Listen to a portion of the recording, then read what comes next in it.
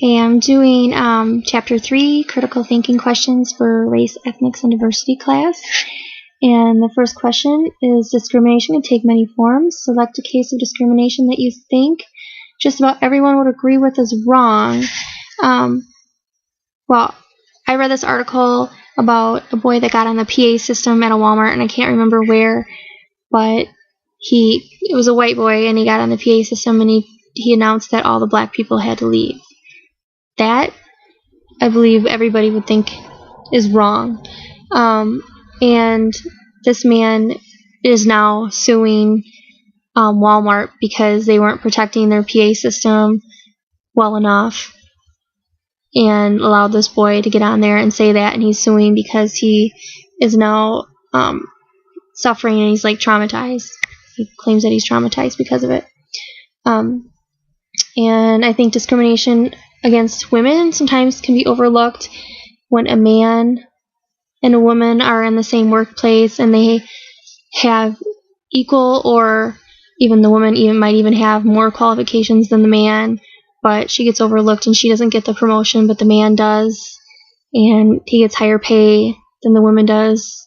I think we tend to overlook that, and I think most of the people that overlook these things, most people that condemn these things are the minorities, and the majority groups tend to overlook or just blow it off and not think anything of it.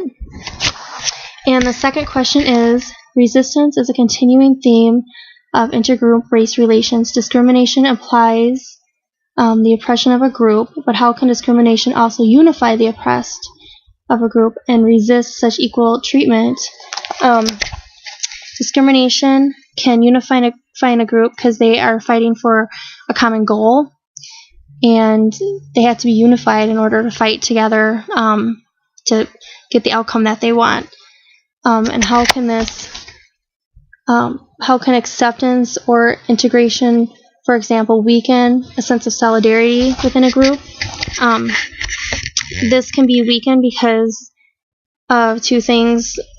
People think about relations, they think about power, and they think about status, and they fight to have the power, and they fight to have the status, and that's what tears them apart, the fight for power.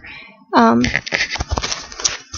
the third is voluntary associations such as the National Association for the Advancement of Colored People, the NAACP, and government units, which, as the courts have been important vehicles for bringing about the measurement of social justice. In what ways can the private sector, corporations, and businesses also work to bring about the end of discrimination?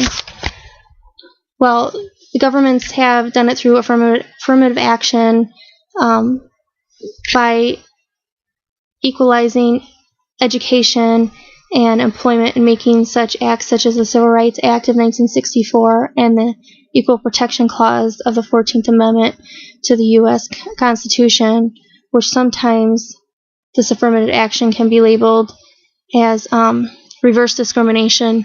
I think that governments or that businesses can make their own, have their own kind of affirmative action where they're just not going to put up with it. If there's discrimination in the workplace, they can put a stop to it, make their own amendments, and just put an end to it, and not deal with it, not put up with it. And that's all I have. Thank you.